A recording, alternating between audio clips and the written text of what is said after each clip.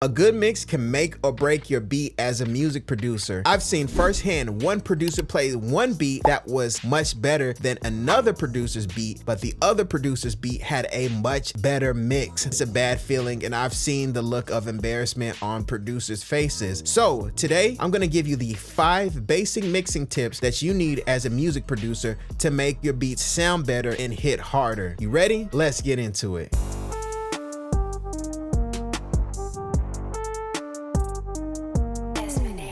Number 1 is volume balancing, aka gain staging, and this is essentially having your sounds balanced in a way that sounds good and pleasing to the ear. And this is important because if you don't have your sounds balanced, it's easier to lose focus on where you're going in the beat mix. So what do I mean by that? So let's say you have your beat going and you want to add a kick, and for some reason when you add a kick, you just don't have any room. It just automatically hits the red. You have zero headroom, and now the beat sounds like it's all over the place. The kick is way up here, the bass is way down here, you have the sample is way off in the distance somewhere, you can barely feel what's going on. And the reason for that is because you don't have a balanced mix. Things are all over the place. You don't have any type of direction for what you're doing. And one way to get past that is by having something that I call an anchor sound. So what is an anchor sound?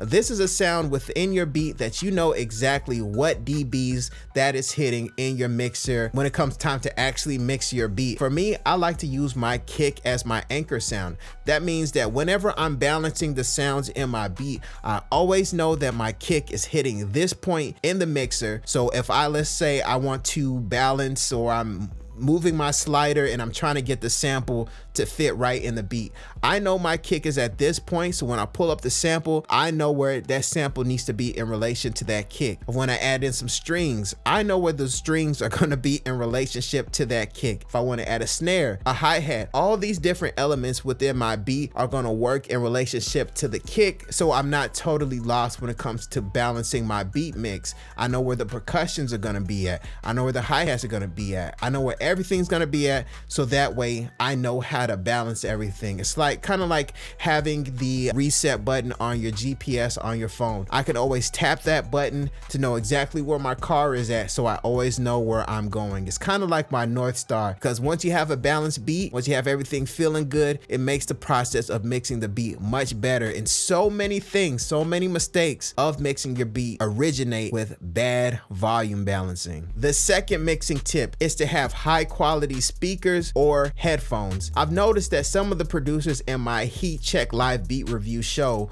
they're not able to hear the low end frequencies of their sounds because they're using very small speakers, whether it's their studio monitors or the headphones that they're using. They just don't have that wide of a frequency range due to the fact that they're more inexpensive. So it's kind of difficult to understand what you're doing if you're not hearing everything that's actually going on in the beat. And that's going to lead to you making just not really rational mixing decisions because you don't know everything that's going on in there. And if you're a producer and you're getting to the point where maybe you're starting to lease beats and artists are able to actually write songs to your beats, then you want to start to get to the point that you reinvest in yourself, get a better interface, get higher quality headphones, get higher quality studio monitors. As a matter of fact, if you take a look at the link in the description, I give you a link to some of the studio equipment that I use. I've used them for years, so you can get them too if you do see fit. But you know, whatever works for you, you can go with those. The main thing is, if you're a producer, you're working, you're starting to sell beats,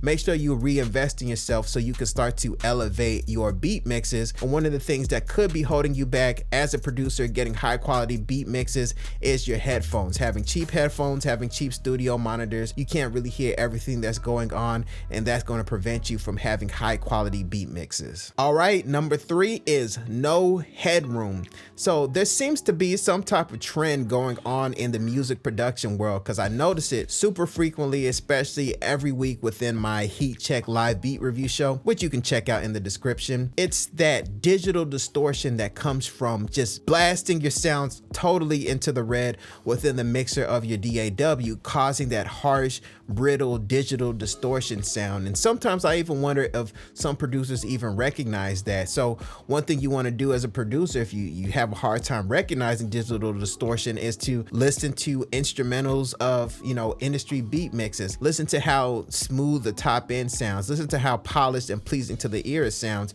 You don't have to totally get your beats to that level mix wise, because of course these are major millionaire, engineers who are more than likely doing the big records that you're going to be able to reference for the instrumental, but it still gives you a reference point on where you want to get to. And one thing about getting the harshness out is making sure that you have proper headroom. So as a producer, make sure you don't have all your sounds just blasting and hitting the red. Pull the sounds back, give yourself some headroom, let the sounds move, let it have some dynamics, as opposed to just blasting into the red, totally messing up the integrity of the sounds, the high quality sounds that you were able to find. Give it some breathing room. And if you want things to hit hard without messing up the dynamics, make sure you invest in a high quality limiter such as the Pro L2 by FabFilter or the Ozone Maximizer. Those are some really good third-party limiters that I enjoy using. You can still have your headroom, and at the same time you can have a smooth top end while things are still bumping and blasting and hitting hard. So make sure you guys give yourself some headroom, so that way you're not messing up the integrity of those high quality sounds that you've finally been able to get. And the fourth basic mixing tip that producers need to know is panning. Panning is a super underutilized thing that you have as a music producer in your arsenal. Some people just totally overlook it, maybe do a little bit of panning here and there. And the thing with panning is it tends to make things sound louder.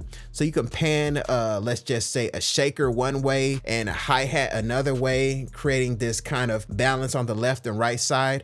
And one thing that you're going to notice is when you start panning sounds out the way, you're going to notice that things sound louder than what they originally did. So if you do pan a sound, you're going to notice that you need to pull the volume down a little bit, and that's going to help you as far as space goes as a producer. And also, not always using the volume slider to get things louder. You can actually do panning to make the sound louder, more audible to the ear, and you don't have to take up more space and more headroom like I mentioned in the previous tips. So as a producer, whenever you're cooking up and you want a sound to sound louder, before you try the volume slider, go ahead and pan it a little bit. If you like the way that sounds, you want it to be a little louder, pan it a little bit more, and start to notice if it actually sounds louder and that you don't actually need to turn up the volume. That's a great way to create space, create dynamics, create dimension, and at the same time not take up more headroom. All right, and the fifth basic mixing tip that producers need to know is how to EQ. EQing is something that is easy, but it can be used wrong very quickly. One thing I've noticed about EQ is that there's a lot of misinformation online telling producers to do specific EQ moves each and every time. Whenever you have a kick, boost this and cut that. Whenever you have an 808, cut out all these frequencies. Why? Why are you doing this? Why are you making these changes? Maybe if you left it alone, things will sound totally fine. That's the thing that happens, and that actually impacted me, but I did fall into the trap in the beginning of just copying what people said. Oh, on a piano, do this. Or I would see something in a picture or whatever. I'm like, oh, I'm going to do my EQ like that. So that's the thing with EQ. You want to understand why you're doing what you're doing. And I actually had to have different engineers really sit me down and school me on EQing, because I was just doing EQ moves just to do EQ moves. I thought, oh, hey, let me just EQ because I have a sound. So it's definitely a bad habit that I had to unlearn. So when it comes to EQing, especially in the realm of beat making, you really want to think about opening up pockets and changing tone. So if you have a kick going, and let's just say you have an anchor point like we mentioned before, and now for some reason the kick just feels like it's disappearing, it doesn't hit as hard, you don't really understand why. Likely you have sounds that are masking that kick now, or masking that snare now, that you need to open up. You can start by trying to pan them out the way, but really I would recommend trying to open up a pocket with the EQ. That doesn't necessarily mean making these giant moves on your EQs, just scooping out all these frequencies. Sometimes it could be like just a little bit, like 0.4 dBs, negative 0.4 dBs, or negative 0.7 dB. You just scooping out a little bit and opens up this pocket, and it's like, oh yes, that kick is back shining. I was gonna boost the kick and just slide up the volume, or I was going to lower the volume on the sound, but once I opened up the EQ, I just, just scooped out this little pocket, just 0.5 dB. Now, bam, I remember why I chose that kick. I'm not just gonna drive it and clip it and push it into the red. I'm gonna go ahead and open up this pocket with this EQ because this piano was in this way, or the string was in this way, or the mid-range of the sample was in the way. And once I opened up this little part in the EQ, everything is shining, everything is in its place. I don't have to do too much more. I don't have to make these giant moves because I'm already good at sound selection. I know what sounds I want. I just need to make things live and fit together properly.